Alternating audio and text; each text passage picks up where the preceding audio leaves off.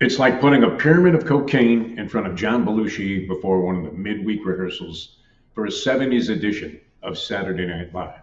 Hey, happy to be with you here on another edition of Bury Your Bookie. I'm Jeff Deforrest. Very happy to have you along for the ride. What I'm talking about here is as we get set for the Labor Day weekend, and I'm looking in my New York Post at the list of possibilities, things to gamble on, and this only includes just a part of the equation, as you have Major League Baseball, a relatively live slate of games today for a Thursday evening. It looks like about 10 games.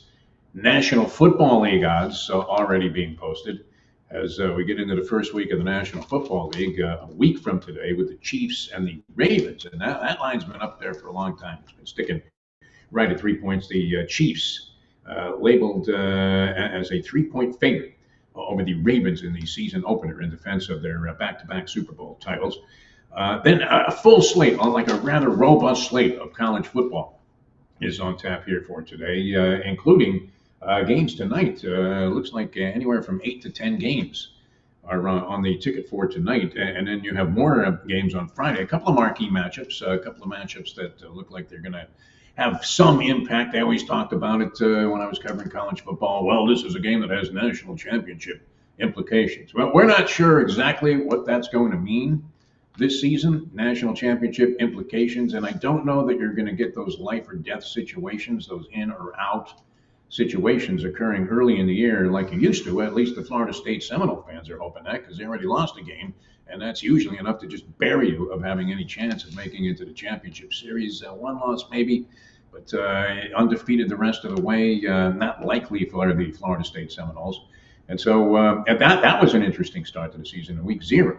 And all kinds of crazy stuff going on. But you couldn't get enough. I mean, complete smorgasbord. And then I don't know if this was a mistake on the part of the people at the New York Post, but somehow, I mean, are we relegated to the point where you're so insane about gambling that we're already examining lines for the opening night, which is not until October 24th of the upcoming NBA season? How many people are thinking, man, they're just schwitzing over the idea that they have to pick a winner between the Celtics and the Knicks? Now, if you aren't betting, and there's a lot of stuff to bet on, we're going to get into it with our good friend, the professor, in just a second here. BetOnline is the world's most trusted betting platform and your number one source for everything football. It's all underway. BetOnline has every stat, every matchup, and even live odds and spreads to bet on during the games themselves, which you might want to take advantage of.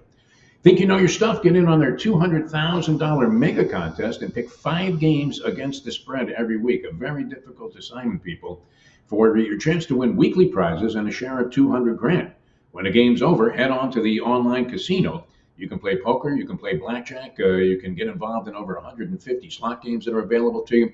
Head to the website today. Get in on all the action. Bet online, and the game starts here. All right, speaking of the college football season, we want to bring on, and I've talked about this gentleman in the highest of superlative praise, because I don't know anybody, and you can have your Beano Cooks from the past, and you can have your Paul Feinbaum shilling for the SEC. I don't know of anybody that knows more about college football than this guy. And he's one of those guys, and we try to have these kind of people on the show.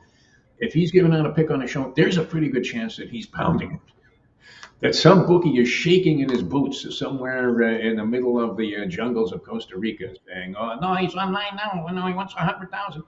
We welcome the professor to the program. Professor, how are you, my friend? Good to have you on the show. Beano Cook and Paul Feinbaum, huh? Yeah, those are bad comparisons, I guess. I got better hair than both, so I'll live with it. And better opinions. I don't know. Bino is okay. I mean, people like Bino Cook. Feinbaum has become insufferable. Yeah, I mean, he may as well become the commissioner of the SEC and just to take over, at least as a spokesman for the league. How are you? I mean, we had a little taste last week. You gave out a couple of picks on the show, and it was a good one with New Mexico. Covering against Montana State, very close. And the Florida State thing was kind of strange, as we saw, because you were saying you saw this line plunge from like 13 and a hook to 10 and a hook, somewhat And inexplicably. turns out the public was dead correct on it. I didn't expect Mike Norvell to go that far into his tortoise shell game plan wise, and I think that's probably something he will revisit throughout the course of the season. And then, it's funny, we talked about Florida State's defense, talked about their defensive line, who was underwhelming, but they weren't terrible. talked about their defensive backs who were actually very strong against the pass, particularly the corners. We didn't discuss the linebackers, and good God, did their linebackers just have an awful game, like unimaginably bad, and got really just the clock chewed out of them throughout the course of that game. So, I mean, congratulations to Georgia Tech, and FSU's got a lot of work to do. And at this point, I think Ungalele, DJU, former number one quarterback in his class, is probably going to struggle to make an NFL roster with the lack of progress he's shown. So, caution on Florida State throughout the course of the year coming off that game. That was a rough loss for a lot of people. They're still fishing Seminole fans out of the Irish Sea right now. Body bags are washing up on the shore. And it was one of those things where you're asking yourself, what's wrong with this picture? And as the line plunged, it turned out those that were sending it in on Georgia Tech had a very nice weekend. Did we forget to factor in the Hawaii Bowl syndrome a little bit in that game? That you have to look for the team that shows up with the lampshades on their head on the I sideline. mean, again, we keep getting these screwy results with this game in Ireland, so perhaps, but I don't know that necessarily that should be a thing that you go over at the beginning of the season. I don't think you're partying your face off in Ireland at the beginning of the year. I mean, Pat McAfee certainly was on the ABC or the ESPN. He looked buzzed, yeah. I think Nick Saban was going to have him arrested. He was going to make a citizen's It didn't arrest. look like the rest of the players did, but maybe. I don't know. I definitely think if we get another feature matchup in that Ireland game, you have to be conscious of the underdog, to say the least. No doubt about it. All right, and there was a tessitory factor also. I mean, is that still applicable? I mean, I think that magic has faded a lot over the years. It turned out it was really more the Tessitore and Gilmore pairing. Always take the points when Tessitore was calling the game, right? Yeah, that was more when it was him and Rod Gilmore than necessarily the Jesse Palmer matchup or whatever. Again, I'm sure we'll talk about it more extensively with Luby on other shows. But really, I think that game was really more about what's wrong with Florida State than anything else. All right. So we'll see what happens that transpires from there. But to say that embalming fluid was a popular drink of choice after the ball game for the Seminole fans. Yes, I would say so. Maybe a little bit of an understatement. All right. A lot of action, Professor. How excited are you about what's on tap for tonight? I understand that you're going to be conducting a live trivia competition at a local establishment here, as you do every Thursday. It's a great competition. But we will be done by 8 o'clock for the 8 o'clock kickoff. There were fears that you would be wildly distracted during the course of holding court there. And what are you looking at? I mean, and how heavily interested should people be in this first week? For an opening Thursday, which is usually kind of a miserable slate these first Thursdays, there's some live sides. One game in particular stands out to me, and another one that the public is just destroying that I think is a no bet. We'll start, I guess, with that for those who pay attention. Apparently, the University of Colorado Buffaloes are the most heavily public bet team in all of Week 1. Line has gone from 8.5 to 10, back down to 9.5. I think we probably saw a rush of contrarian money this morning coming in on North Dakota State. This is a game, Defo. Both sides, both totals, I could make a very good argument for. So I feel like you have to pass in that scenario. I mean, what we can say about that game is, man, we saw it last year, particularly after Week 1, after the upset TCU, and all of a sudden, all the look-ahead numbers on Colorado just fell off a cliff. Like, Deion Sanders, say what you will about him, and I have said a lot about him as a football coach, but, man, he attracts the eyes and the money. And he has managed to, once again, from what I understand coming out of Las Vegas, far and away the most heavily bet Week 1 team, Friday, Saturday, Sunday, Monday, the University of Colorado. Tonight, playing North Dakota State, currently at 9.5. Was at 10 yesterday, for most of yesterday, dropped overnight to 9.5. Look, North Dakota State, probably you're familiar with them if you're a college football fan. They were the Division I AA powerhouse. Really, no program has been hit harder post-COVID than North Dakota State is. They haven't won an FCS championship since COVID hit, since Trey Lance. They lost their coach. They have retooled. They're not what they were 4 or 5 years ago when they were walking death to any Division I program that was fool enough to play them in week 1. They're not at that same level. That said, is there a pretty good chance they're better than Colorado along both lines of scrimmage? Very good chance. Even though they're replacing 3 offensive linemen, NDSU is a program that has won Division I AA titles along the lines of scrimmage. That has been the strength of their program. Figures to continue to be moving forward. That is the weakness of the Colorado program. And you're going to say, well, yeah, but Dion brought in all this talent through the transfer portal. He brought in a lot of bodies through the transfer portal. But after that first run, bringing in his Jackson State kids, bringing in a few big-name recruits, he has not brought in anything that actually resembles talent. It's all kids who were busts at their previous schools. And a lot of cases, depth material busts. We're not talking like 4 and 5 stars who busted out. You're talking 2 or 3 stars that busted out at other schools. They're going to be bad along both lines of scrimmage again this year. And, from what we've heard about Dion, he's basically running it as a trust fund for himself and his family. You don't want to do that when the offensive linemen are responsible for keeping your kid alive, which we saw through the back half of last year, where it looked like by the end of the year the offensive line was actively trying to get Shedeur killed. Don't be shocked if that's the case again this year. That said, they've got Shedeur. He's, at worst case, in the eyes of the pros, a top 2 or 3 prospect at the quarterback position. They've got a ton of wide receiver talent. Not just Travis Hunter. They got 3 or 4 kids who are legitimate NFL prospects. Tons of speed.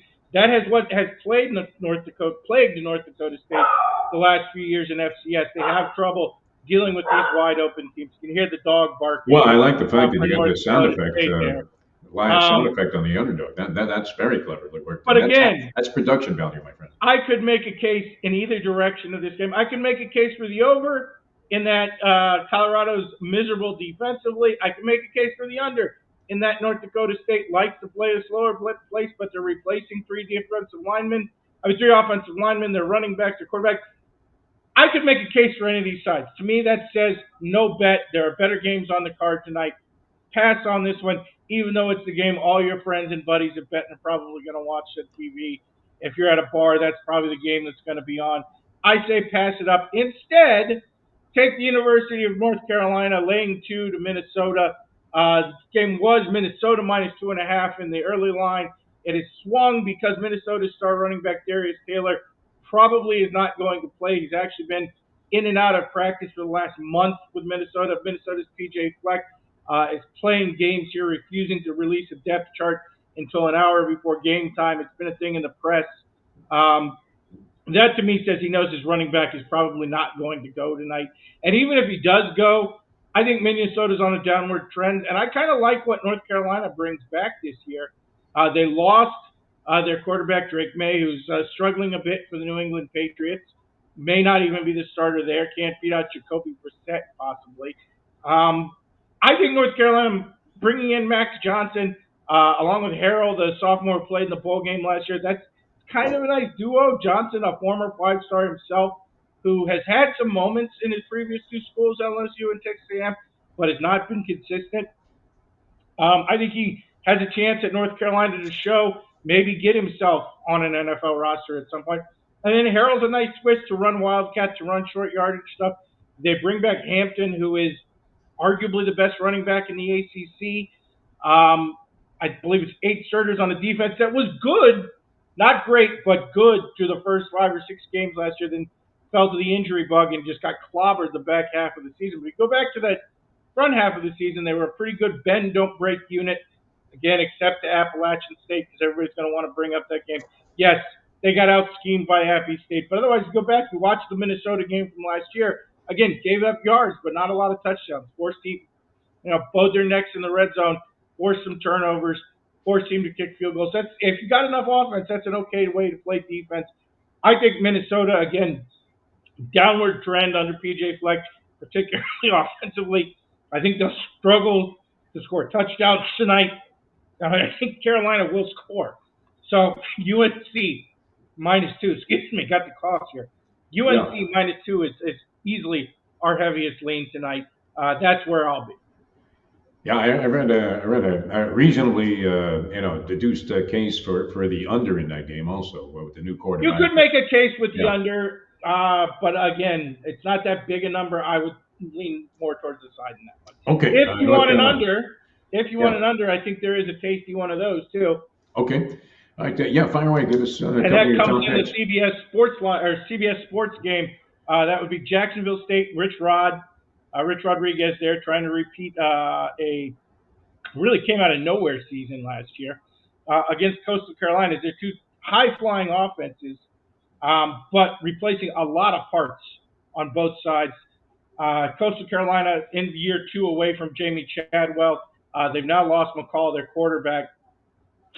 Not as nearly the squad they were a couple of years ago. Jack State, I think, was a fluke, and again, replacing their quarterback. High total, 54.5. Two defenses that were not great last year, but bring back a lot. I believe Coastal Carolina brings back 8 starters, and Jacksonville State brings back 7. I think the defenses will be ahead of the offenses in this one, particularly with new quarterbacks on both sides. Like I said, 54.5. I look for that game to go under and be a really slow start in the first half as both defenses bring back a lot more experience. All right. So we're laying a couple of points with North Carolina. That line shift from Minnesota being the favorite at home and taking the under. Jacksonville State and Coastal Carolina. I have that. This is yesterday's news, the line I'm looking at. But it was at 54 and a hook. What did you have in that, Professor? 54.5 still. 54 and a hook. Oh, okay, very good. All right. Do you have a standout game over the weekend? Any of the Friday or Saturday selections, Professor? It looks like it just bounced back up. It was down to 13.5. I like FAU plus the 14 tomorrow. Wow.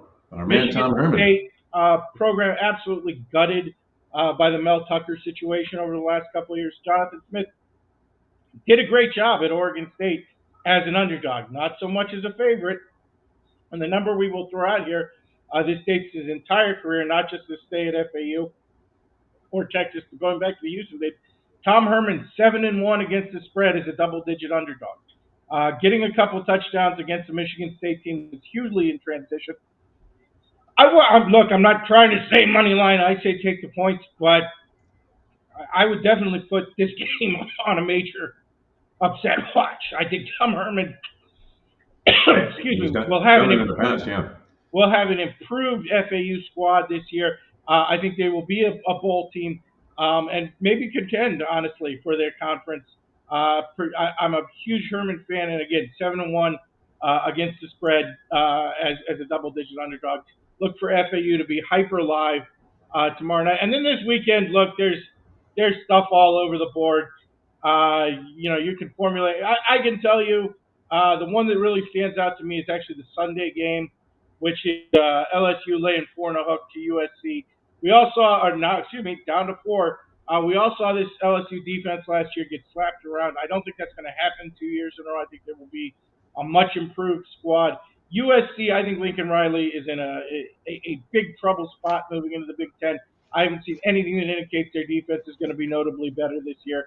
They're still undersized and not tremendous. Coming against an LSU team with their new quarterback who looked brilliant. Both quarterbacks actually looked brilliant in the bowl game, but LSU brings along a lot more on the offensive line carryover. That would be the spot I'm really honing in on is LSU -4 over USC on Sunday. Yeah, we talked with Tom Herman on one of our other shows earlier this week. A very impressive guy, real down to earth, has the oddity, and I said that this represents a major discrepancy in your resume where he's not only a member of Mensa International, but he did dabble in sports talk radio also, which boy, that's a bad disparity. I mean, to the point ironically, do you ever see that combination of Mensa never. in sports talk radio? He shrugged it off and said that maybe the Mensa thing was overrated. But maybe the great Hank Goldberg back in the day, but I can't think of anybody else who had like. I don't know that Hank was Mensa, but as you say, I mean, he remembers shellacking Florida State when he was the head coach at Houston as a 17.5-point dog. And our good friend, the aforementioned Luby, who we appeared with many years here on NoFilter.net, threw that out at him about how he had this ability to upset teams, much like, and this is a theory that Howard Schnellenberger and Bobby Bowden used to build their programs at Miami and Florida State back in the 80s, where they would take on anyone. And so FAU going on the road, Michigan State, as you said, kind of a soft spot. And he, immediately reminded Luby that that wasn't just a victory outright that they had over Florida State, but he characterized it as an ass whipping. so, so he takes a lot of pride in this, and we have another friend that is touting me on FAU, saying they're not going to be bad this year, 4-8 last year. So that'll be a nice upset spot right out of the chute. All right, Professor, I would imagine you're going to be riveted in all weekend long. A quick opinion, just a quick thought. Who wins, and would you lay points with Mario Cristobal? We've been talking about the Florida game. Yes, I Very would. suspect to have to Honestly, I lay would. points with Mario. Again, Even your dog is offended by you're that. looking out for a standout matchup here. It would be the Miami defensive line versus the Florida offensive line. Every report you've seen out of the University of Florida is that offensive line is going to be a problem for them all season long. It was in the spring. They're not very deep there. And the Miami defensive line, most people, and you know me, Defo, I'm a Miami fan, Yes. but for the last 20 years, I'm the most pessimistic Miami fan in the world. Anytime something seems like it's getting ready to go right for the Hurricanes, I personally am just waiting for the wheels to fall off. But I will say, you look personnel-wise, you look man for man, and then you look for a dominant player, which the Canes certainly have in one Ruben Bain. Yeah. The Miami defensive line looks like it could be right up there with Georgia and Alabama and Michigan as one of the strongest units in the country. I think that's a problem for Florida. Obviously, Graham Mertz got hit a lot last year, and I think he's going to get hit a lot Saturday afternoon. I'm less necessarily confident in the Miami offense coming into this situation with a brand new quarterback, although I really like Cam Ward. He's a tremendous talent. I don't know. I mean, the 2.5, I think you're going to be close because I don't think this is going to be a blowout game by any means. But I do look for Miami to go up into Gainesville and get a victory. All right, Professor, always a pleasure, man. Great having you on. We'll usually do this on Friday. We had a little juxtaposition in the schedule here, so happy you could join us on Thursday, especially with this giant slate that opens up tonight. Again, and I think a very good spot tonight with North Carolina. So, get your weekend off to a good start with that. Mac Brown, and we got enough money to get out of town. Thanks. Appreciate it, Professor. Thanks so much for joining us here on the show.